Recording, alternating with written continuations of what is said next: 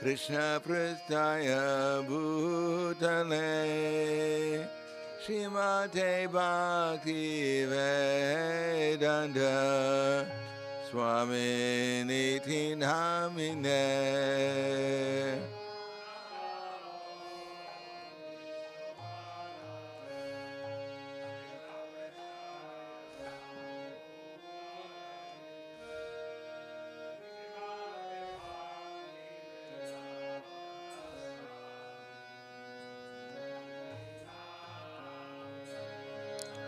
Namaste Saraswati Deve Kauravani Pracharine Nirvisesa Shunyavadi Paskatyade Satarine.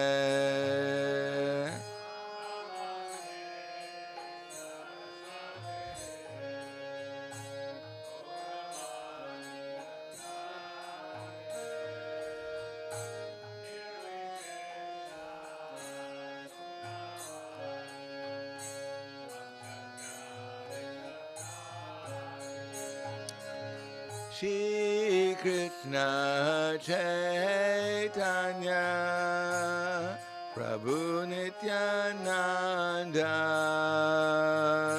Shri Advaita Gadadha Shri Vasari Gaur Bhakta-vrinda.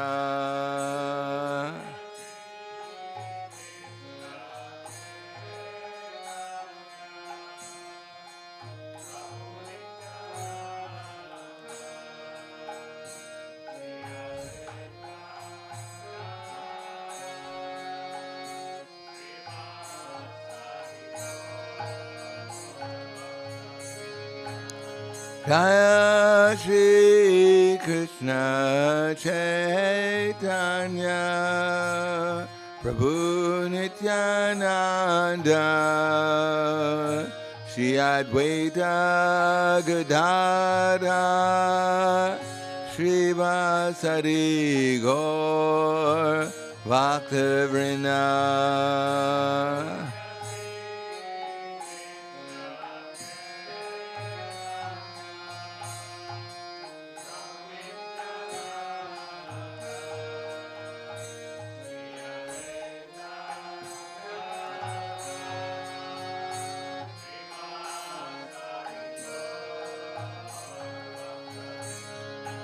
Jaya Shri Krishna Chaitanya Prabhu Nityananda Shri Advaita Gadadha Shri Vasari Gaur Bhakta-vrinda.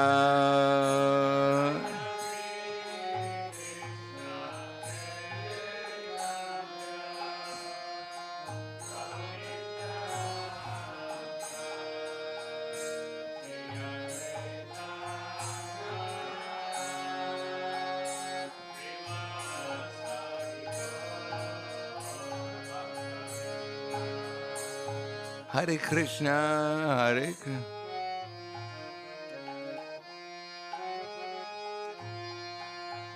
Hare Krishna, Hare Krishna, Krishna Krishna, Hare Hare, Hare Rama, Hare Rama, Rama Rama, Hare Hare.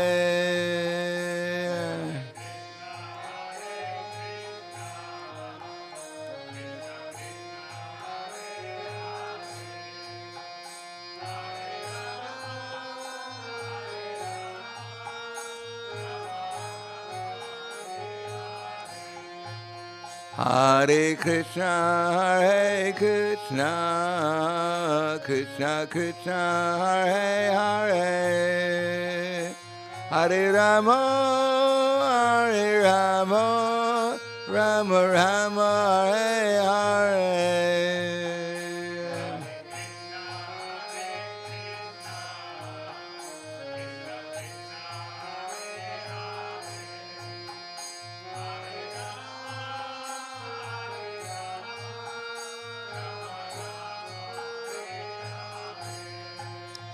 Hare Krishna, Hare Krishna, Krishna Krishna, Hare Hare, Hare Rama, Hare Rama, Rama Rama, Hare Hare.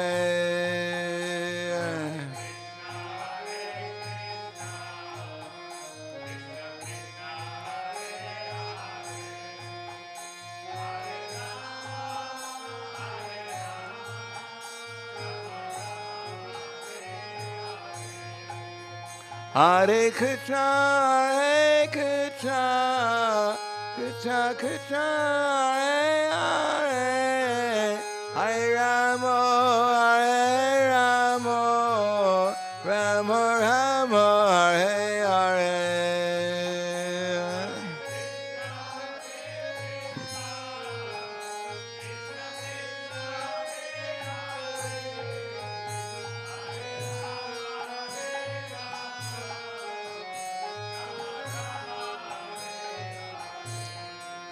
Hare Krishna, Hare Krishna, Krishna Krishna, Hare Hare, Hare Rama, Hare Rama, Rama Rama, Hare Hare.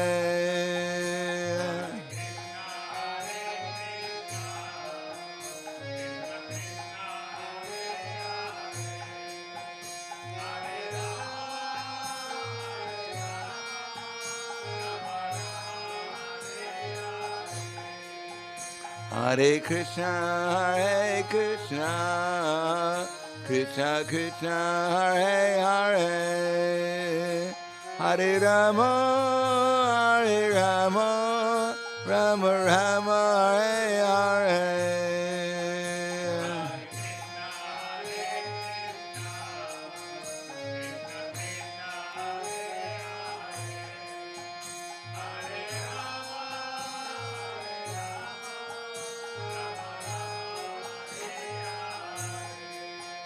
Hare Krishna, Hare Krishna, Krishna Krishna, Hare Hare, Hare Rama, Hare Rama, Rama Rama, Hare Hare.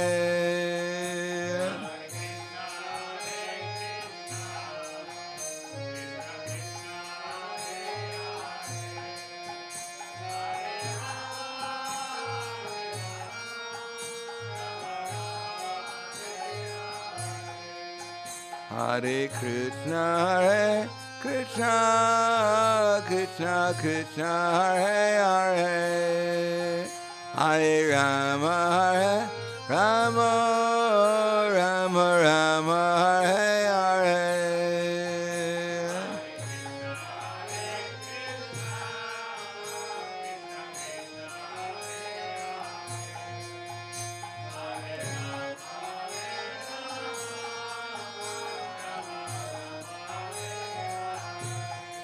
Hare Krishna, Hare Krishna, Krishna Krishna, Hare Hare, Hare Rama, Hare Rama, Rama Rama, Hare Hare.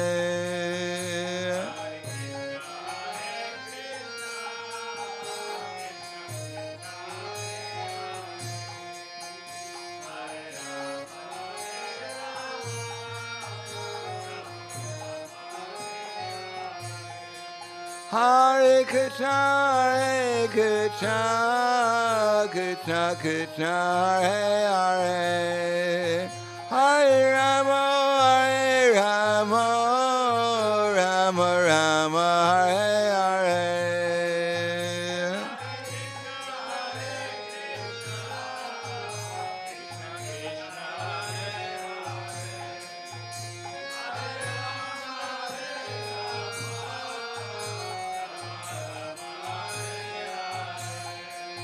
Hare Krishna, Hare Krishna, Krishna Krishna, Hare Hare, Hare Rama, Hare Rama, Rama Rama, Hare Hare.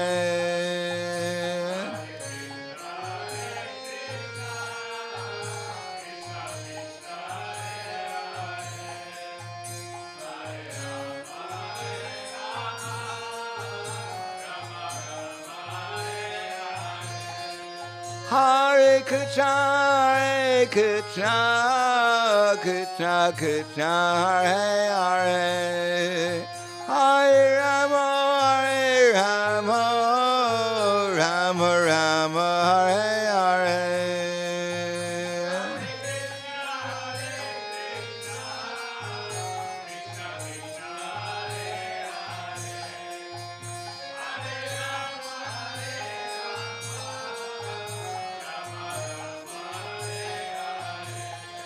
Hare Krishna, Hare Krishna, Krishna Krishna, Hare Hare, Hare Rama, Hare Rama, Rama Rama, Hare Hare.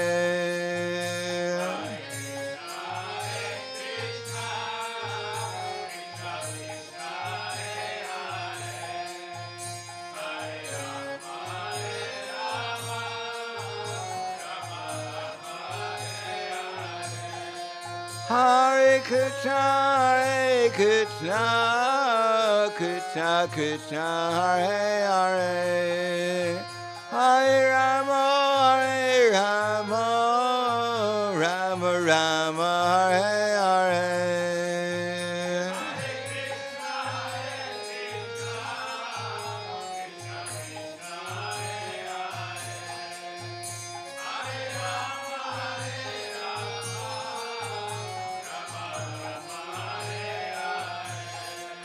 Hare Krishna, Hare Krishna, Krishna Krishna, Hare Hare, Hare Rama, Hare Rama, Rama Rama, Hare Hare.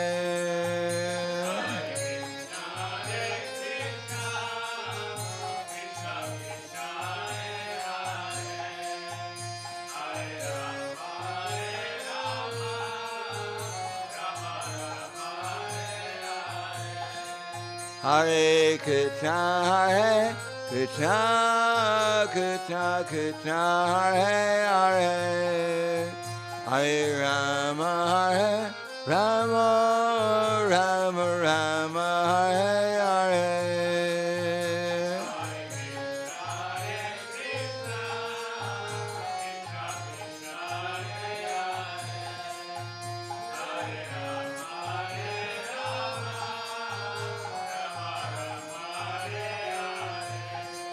Hare Krishna, Hare Krishna, Krishna Krishna, Hare Hare, Hare Rama, Hare Rama, Rama Rama, Hare Hare.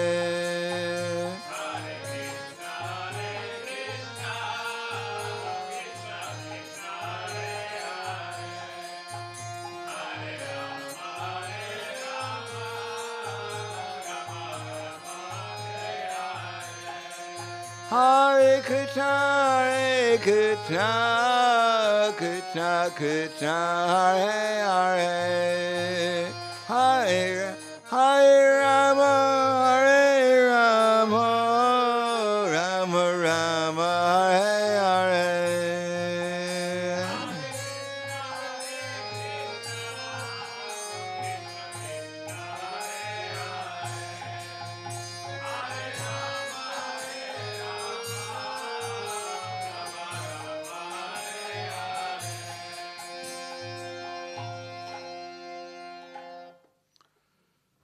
Jai Vishnupad Paramahansa Parvadaksharya Asadhara Satushi Shriman His Divine Grace Shalasi Bhaktivedanta Smaraj Srila Prabhupada Ki Jai Gaur Premanande Hariva Slava Zarani Bhakta Slava Shigurui Shigrangi Om Vishnu Padaya Krishna Prasthaya Bhute Srimate Bhaktivedanta Swami Tenamane Namaste Saraswati Deve Gauravani Pacharne Nirvishesha Shrunivadi Paskatya Satarne Om Agana Tvinadasya Gananjana Salakaya Chaksur Militam Yena Tasmai Shri Gurave Namaha Shri Chaitanya Manobishtam Stapitam Yena Bhutale Swayam Rupa Kadam Hayam Tadati swapadantikam Vandeham Shiguro Shiyuta Parakamalam Shigurum Vaishnavam Cha Shirupam Sagradatam Sahagana Raganatam Vitam Tam Sajivam Sadvaitam Sabadutam Prijana Saitam Krishna Chaitanya Devam Shri Radha Krishna Padan Sahagana Lalita Shiva Sakans Vitamscha Hey Krishna Karna Sindho Dinabando Dagatpate Gopesha Gopika Kanta Radha Kanta Namostute Tapta Kanchana Gorangi Radhe Vrindavaneshwari Prishubhanu Sudadevi Pranamami Hari Priye Vanchakapa Trubhyascha Kripa Sindhu Vyevacha Patiranam Bhavanebhyo Vaishnavebhyo Namo Namaha Shri Krishna Chaitanya Pranitananda Shri Advaita Gadadhar Shivasati Gaur Bhaktivinoda Hare Krishna Krishna Krishna Hare Hare Hare Rama Rama Rama Hare Hare Om Namo Bhagavate Vasudevaya Om Namo Bhagavate Vasudevaya Om Namo Bhagavate Vasudevaya Srimad Bhagavad Gita, chapter 14, the three modes of material nature, text number 13. Prakasho pravritischa pramado moha eva cha tamasyetani jayante vivride kurunandana aprakasho pravritischa pramado moha eva cha tamasyetani jayante vivride kurunandana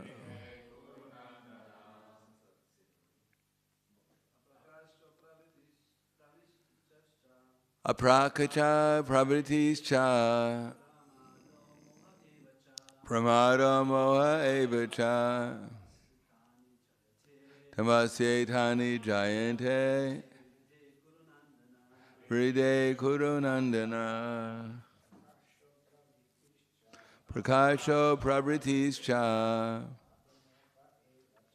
pramado moha eva cha tamasyetani jayante vivride kurunandana prakasho pravritischa pramado moha eva cha tamasyetani jayante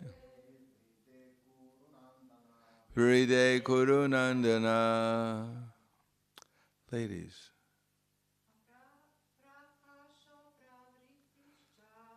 Prakasho pravritischa pramado moha eva cha tamasyetani jayante vivride kurunandana. Aprakasha, darkness. Pravriti, inactivity. Cha, and. Pramada, madness. Moha, illusion. Eva, certainly. Cha, also. Tamasi, the mode of ignorance. Etani, these. Jayante, are manifested. Vrivride, one developed. Kurunandana, O son of Kuru. Translation and purport by His Divine Grace, A.C. Bhaktivedanta Swami Srila Prabhupada. When there is increase in the mode of ignorance, O son of Kuru, darkness, inertia, madness, and illusion are manifested. Purport: when there is no illumination, knowledge is absent. When the mode of ignorance does not work by regular principles, he wants to act whimsically, for no purpose. Even though he has the capacity to work, he makes no endeavor. This is called illusion. Although consciousness is going on, life is inactive. These are symptoms of one in the mode of ignorance. Text number 14. Ida sattve puride tu pralayam yati dehabrit tidotamam vidan lokan amalam pratipadyate. When one dies in the mode of goodness, he attains the pure higher planets of the great sages. Purport: one in goodness attains the higher planetary systems like Brahmaloka or Janaloka, and there enjoys godly happiness. The word amalan is significant. It means free from the modes of passion and ignorance. These are the impurities in the material world, but the mode of goodness is the purest form of existence in the material world. There are different kinds of planets and different kinds of living entities. Those who die in the mode of goodness are elevated to the planets where great sages and great devotees live. Rajasi pralayam gatva karma sangishu jayate tata pralinas tasmasi muda yonashi jayate. One dies in the mode of passion, he takes birth among those engaged in fruitive activities. When one dies in the mode of ignorance, he takes birth in the animal kingdom. Purport: some people have the impression that when the soul reaches the platform of human life, it never goes down again. This is incorrect. According to this verse, if one develops the mode of ignorance, after death he is degraded to an animal form of life. From there one has to again elevate himself by an evolutionary process to come again to the human form of life. Therefore, those who are actually serious about human life should take to the mode of goodness and in good association transcend the modes and become situated in Krishna consciousness. This is the aim of human life. Otherwise, there is no guarantee that the human being will again attain to the human status. Om Vishnu Padaya Krishna Prasthaya Bhutaya Srimate Bhaktivedanta Swami Namane Namaste Saraswati Deve Gauravani Vicharne Nirvishesha Shunyavadi Paskatyade Siddharne. As Krishna has explained in the 15th chapter, Shriram Yadavapnoti Yatschapyukramati Shraha Grihi Vaitani Samyati Vayar Ganda Ivashayat. The living entity carries his different conceptions of life from the one body to another as the air carries aroma. Thus he takes one kind of body and again quits it to take another. So here our consciousness is compared to the air. So air by nature is pure, but when air passes through a rose garden, or we should say air by nature is neutral, but when air passes through a rose garden, then it smells very sweet. But when the same air passes through garbage, then it smells very foul. The air is neither sweet nor foul, it's neutral, but by association it appears to be pleasant or unpleasant, or a combination of both.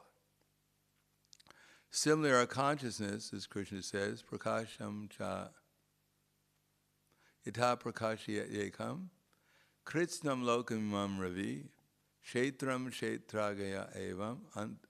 That's all right. Prakash yatha prakashya ekam kritsnam lokamimam ravi kshetram kshetragaya kritsnam tata yatha bharati bharata. That just like the sun, yatha prakashya ekam, just like the sun illuminates all the universe with its sunlight, so the soul situated in the body is illuminating the entire body by consciousness. So we're illuminating the body by consciousness, and therefore, according to the mode of nature that our body and mind are under, then we have a certain experience. As explained there, that when there's no consciousness is there, but there's no activity, then we're in ignorance. And the result of being in ignorance is that one goes down to the lower species of life.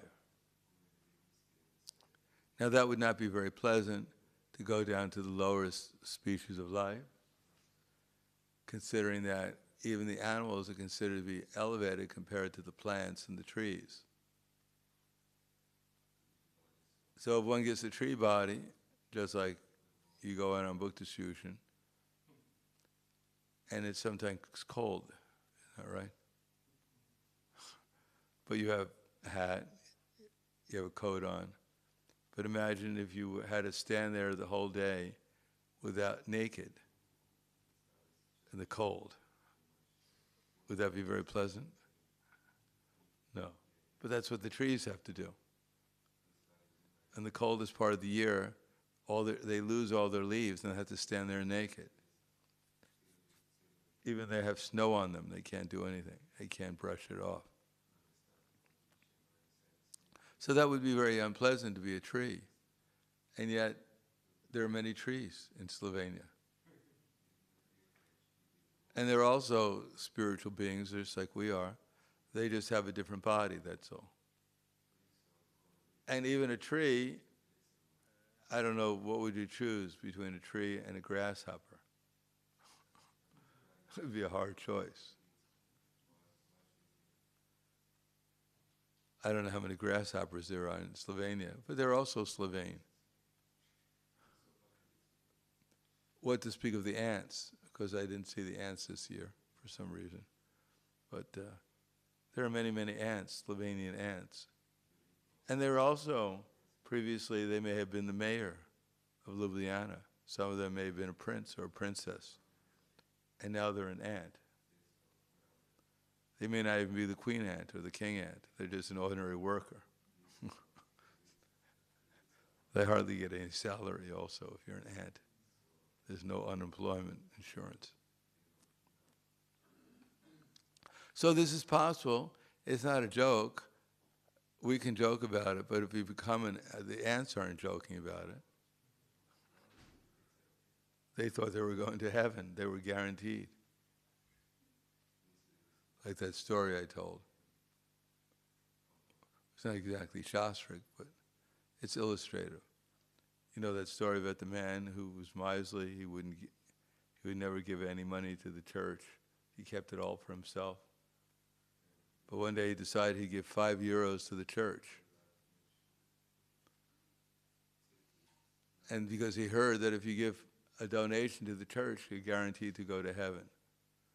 So he gave €5, but he demanded a receipt. So the priest said, we don't give receipts for €5. He said, you have to give it to me. I have to have the receipt. So the priest said, all right, I'll give you a receipt for €5. So he was so miserly at the end of his life, when he left his body, he kept the receipt with him. He wouldn't give it up. He was so attached to the receipt. So when he was going through the pearly gates to get judged, Peter looked into the book and said, you've been miserly, you've been cruel, you've been this, you're going to hell. He said, wait a second. So he actually had the receipt with him. He said, I gave a donation to the church. They told me I'm going to heaven. He said, no, that's not the way it works around here. He said, no, that's what they told me. So there was a big argument between this miserly person and St. Peter. So God was wondering, why is the lion growing so big? No one's being judged. So God came out and said, what's going on, Peter? Why this big holdup at the line? He said, well, this man, I looked in the book, he's supposed to go to hell, but he claims he gave a donation of €5 and that he's supposed to go to heaven. So God pulled Peter off to the side and he took out his wallet and gave Peter €5 and said, give him the €5 back and tell him to go to hell.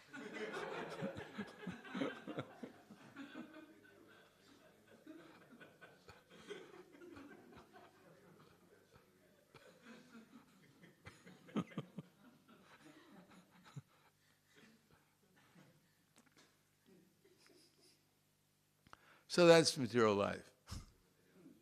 Everyone thinks they're going to heaven, they're a good person. Even the biggest criminal thinks he's a good person. And he's just misunderstood, that's all. Like that story of Two-Gun Pete. You've heard Two-Gun Pete? You've heard of Two-Gun Pete? What's that? Yes. You know Two-Gun Pete? Two-Gun Pete was a famous killer in Chicago. He was a friend of Al Capone, if you ever heard of Al Capone. So he had a reputation, he'd only kill his victims with 2 guns. So one day he was on Lover's Lane with his girlfriend, and one unfortunate policeman shone his flashlight into their car. So he felt insulted that this was a great offense, and he took out his gun and shot the policeman. But in order to protect his reputation, he got out of the car and took the policeman's gun and shot him again. So somehow or another, the other policeman didn't appreciate that very much. And there was a big chase, and finally they got Pete at his hideout. There was a big shootout. So before he left his body, he wrote a note to his mother. Dear Petey, actually I'm a nice person. People just misunderstand me. Please take care of the cat, your son Petey. That was the end of Two-Gun Pete. So even Two-Gun Pete thought he was a nice person. He was just misunderstood. So in this material world, everyone feels they're good because by nature, the soul is purely good. But when he identifies himself with the modes of nature, even though he may think he's good, but actually no one in the material world is good because they're living in a life of illusion. And sometimes the life of illusion is relatively better than others. The mode of goodness is better than the mode of passion, which is better than ignorance. But all of them are not very pleasant for the soul. Even in the highest planet, Krishna says, Abrahma bhuvana loka panarvartanojana mamupeti tu konteya panarjana ma navidyate. From the highest planet down to the lowest, they're all places of misery wherein repeated birth and death take place. But one who attains the Maya Bodho Stana Kunti never takes birth again. So even Brahma is in an anxiety. What to speak of ourselves? Now, our main anxiety is we have to leave this body, either today or in 100 years, but that's inevitable. But even Brahma has to leave his body. For us, Brahma's life of 311 trillion, 40 billion years is inconceivable. But for Brahman, it's just like our 100 years. He wakes up in the morning and he lives his life, for maybe he's awake for 18 hours a day. But just think how many billions of our years it takes him just to chant his rounds every day. Because one moment in Brahma's life is equal to 100,000, almost 100,000 of our years. So in one moment of Brahma's life, we live and die on this planet maybe 1,000 lifetimes. Let's see, 100,000 years, so that's 1,000 times. And yet for us, we think it's a long time, but for Brahma, it's just a moment. And Brahma only lives for one exhalation of Mahavishnu. So just imagine what time is like in the spiritual world.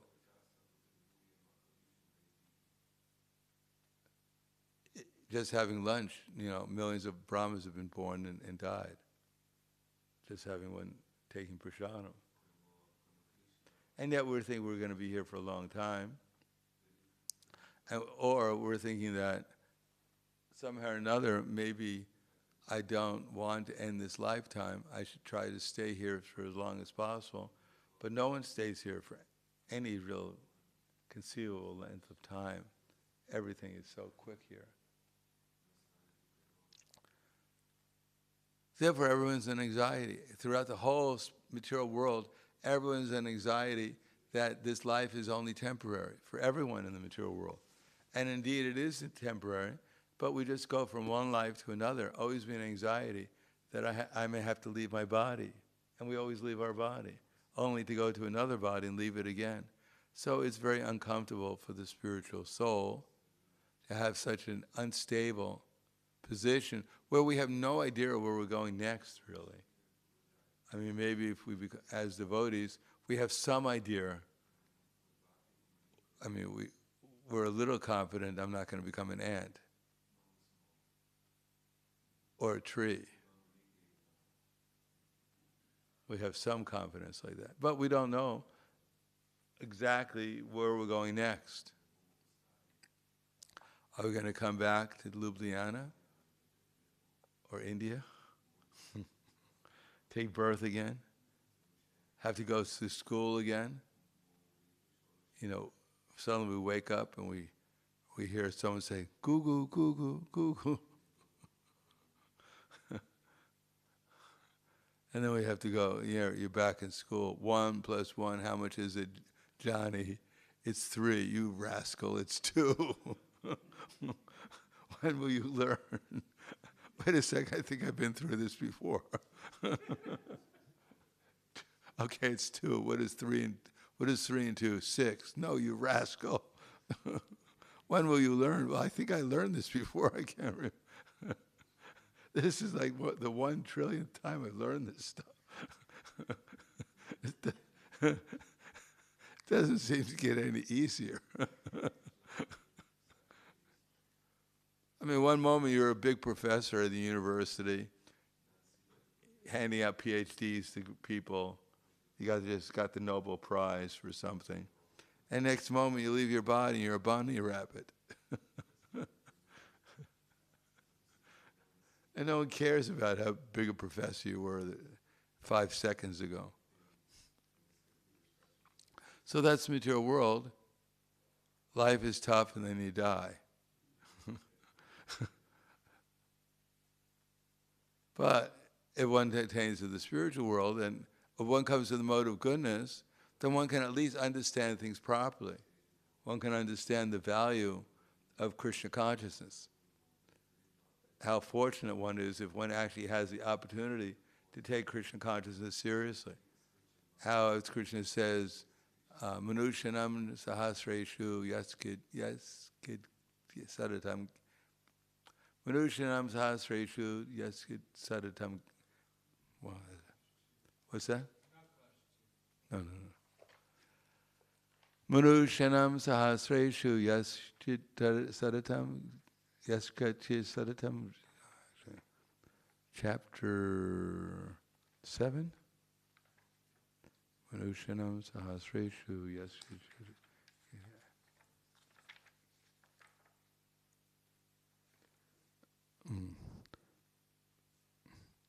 Kaschireti Saraye Yadatam Apisidanam Kaschimam Veti Tatvataha. Manushanam sahasreshu kaschid sadatam kaschid yatati siddhanam yatatam api siddhanam kaschimam veti tatvataha. So out of many thousand among men, one may endeavor for perfection, and of those who achieve perfection, one hardly knows me in truth. Manushanam sahasreshu yash kaschid sadatam siddhaye yatatam api siddhanam kaschimam veti tatvataha. So, how many people are actually how many people even know what perfection is? How many people know what the difference between the mode of ignorance and the mode of passion are? How many people know that if you act in passion, you'll wind up in ignorance after some time? People think that I'm going to enjoy in the material world in so many different ways. They're trying to gratify their senses, and they don't know they're going to wind up in ignorance. The people who are in ignorance, they don't know whether they're going to wind up in the animal species of life or lower. People don't know these things. Therefore, they're not hesitant to perform any kind of sinful activity, because as long as they can think they can get away with it, because they don't know what the results are actually going to be. Nor do they know if they act in the mode of goodness, then they'll actually be eligible to get a better birth in the next lifetime. It may not be a perfect birth, may not be a spiritual one, but it's certainly going to be superior to the one they have now.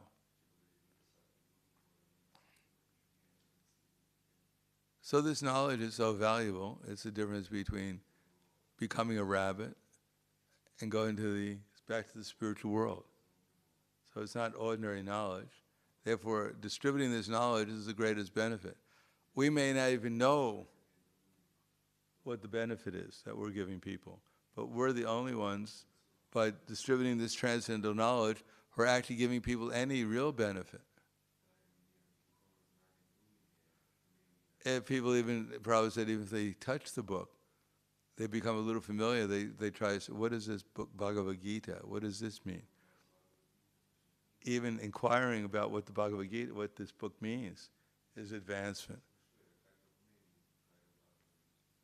This is the only thing that will actually help people, give them some hope for the future. Everything else is very dark in Kali Yuga. Prakasham cha, puritim cha, moham eva cha pandava, nidveshti na sampuritani, nivritani kangshadi, udasinad varasina asakta. So, when there's no illumination, when everything is dark, then we have Kali Yuga. Just like if you go on the street and you stop people, what do they actually know? All they know is how many children they have, what kind of work they do, who's their favorite football team, and they probably know where they're going. And most of them know where they live if they're not intoxicated. Outside of that, they think they know everything, but they don't even know who they are. They don't know what the purpose of life is. They don't know where they're going next after they leave their body. The most essential things they don't know. They don't know what the results of their activities are. So this knowledge is very valuable. If someone reads it and tries to understand it and then try to follow it, then that's the greatest benefit. Otherwise, there is no hope. People know there's something wrong, but they don't know what to do about it. As a matter of fact, as Prahlad Maharaj said, due to the mode of ignorance, when they try to fix things, they make things worse. Like in America, they have this group, they go around at a protest, they burn buildings down. So how does that help? I mean, maybe it's cold outside, it keeps them warm for a little while, if they're near the building. But when the people who live in the building, maybe it's a little too warm for them. So they're trying to make things better, I'm sure, by burning things and destroying things. But that's ignorance. And other people are thinking, well, let us build things. Just like in Ljubljana now, they're building so many things. But as soon as they build something, then eventually they have to break it down. Then they got to spend all their time repairing it. So they're working hard to make things better, but then by the material nature, after a while it gets worse, and they have to keep on working harder and harder to just maintain it. And in goodness, when people are living simply, then things are still not perfect, but they have time to actually think about something better. They have time to investigate themselves and the Supreme Person who created the universe and the way of coming in contact with Him. They have time in their consciousness to actually think about those things. So that's very fortunate. If one can come, get a little goodness, a little bit of thoughtfulness, a little bit of understanding what this world is about, then in that goodness, then their life becomes auspicious. Doesn't matter how much money they have, doesn't matter how famous they are, doesn't matter how healthy they are. These things don't matter What matters is if they understand things properly. Just like there was one person whose name was John Lennon. Have you ever heard of him? He was a Beatle, and he probably still is a Beatle. So John Lennon was Prabhupada was living at his estate, Tittenhurst, with some devotees. John Lennon let them come and live in his estate while they were fixing a burial place. And Trivikram Maharaj was there, and he was talking to Prabhupada, because John Lennon at that time was worth hundreds of millions of pounds, which were much heavier back then they are now. And Trivikram Maharaj told Prabhupada, he said, Prabhupada, isn't it wonderful how rich this person is? So Prabhupada said, what is the value of his of all his wealth? He said, he doesn't know how to utilize it. One may have millions, hundreds of millions of dollars or euros, whatever else, but if one doesn't have any knowledge, then it's valueless. Just like most of the devotees here, we don't have very much money, we're not very wealthy, but we eat much better than any billionaire does. We're not eating some dead animal left over from World War I. We're actually eating prasadam. So how many billionaires are eating prasadam? How many can go to sleep at night and sleep peacefully? They're worried someone's going to come and kidnap them. He can't go to sleep at night. Just like there's one life member, he's a billionaire in London, and he has a house that has 45 rooms in it. But every night he has to sleep in a different room because he's worried someone's going to come and kidnap him. So he has all this money, but he can't sleep at night.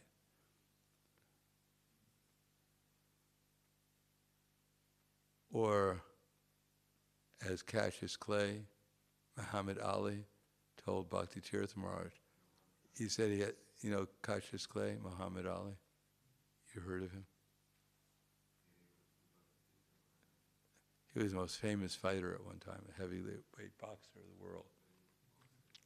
So he's very wealthy. So when he said, before I became a boxer, no one couldn't care anything about me. But as soon as I became a boxer, then suddenly I had relatives I never even heard of before. Everyone was coming to be my friend. But I didn't know whether they were coming because they actually liked me or they liked my money. So before he was broke and he had some friends, but as soon as he got so much money, then he had relatives, lining up down the block to see him. But he didn't know whether they actually liked him or not, or they just wanted to get his money. So such is the material world. If you have nothing, then you're probably in a better position sometimes than if you have unlimited wealth, because then you have really no real friends. You're afraid of losing everything. People are out to get everything you have. And it's a very unpleasant situation. And yet everyone is thinking, if I get this money, then everything will be very happy and pleasant. Most people win the lottery, lose everything in a couple of years. Because they have no knowledge, therefore they have no idea how to spend it, and you just throw it away. They become so happy, and then they just throw the money away, and they wind up in a worse position they were before. One man won the lottery twice. He won, I don't know how many hundreds of millions of dollars he won altogether. But then he had one granddaughter who was his special granddaughter. This is a true story. So he started to give her money. She was living like a princess. But then she was so spoiled because of all this money she was getting, she started to take drugs. And because she was taking drugs, therefore she overdosed one day and died. So this man who had won all this money was very disturbed, very heartbroken, that before he had his granddaughter, a happy granddaughter, they had a nice relationship, and now he won all this money and it wound up killing her, his most beloved object.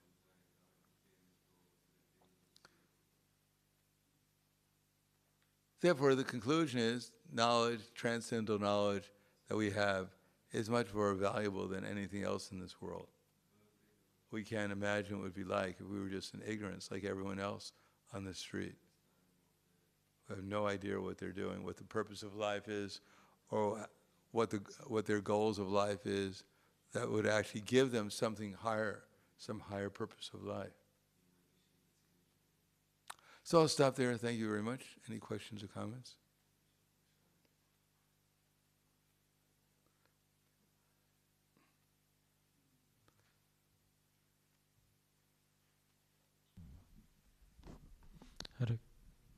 Hare Krishna Maharaj, there is this subject. Sometimes you have sometimes these Sankirtan devotees who are usually new devotees who come. They distribute lots of books and then they just fall away. So how can we explain this, and how can we? Well, what can we do that it doesn't happen or something? Well, you can tie them up. But have a long rope so you can send them out on book distribution. Well, they've come, they've offered the service who are going to do it, perhaps for this lifetime. So they had an opportunity to serve Krishna. So that goes for their benefit. But we don't, first of all, we hardly understand our own consciousness, what our motivations are. I mean, most people come to Hare Krishna movement at the beginning out of complete distress. And they get a little relief. Once they get relief, then they think, well, everything's all right now. I can go back to my normal lifestyle, because now I'm relieved. I've been purified, and now I can actually enjoy life again as it should be enjoyed. So that's generally people's motivation. They come with some material motivation. When it's satisfied, then they go out to enjoy again.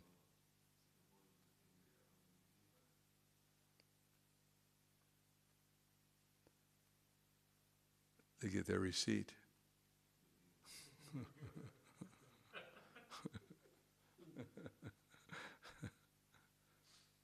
Anything else? Thank you very much. Grantaraj Srimad Bhagavad Gita Ki Jai, Srila Prabhupada Ki Jai, Gaur Premanande.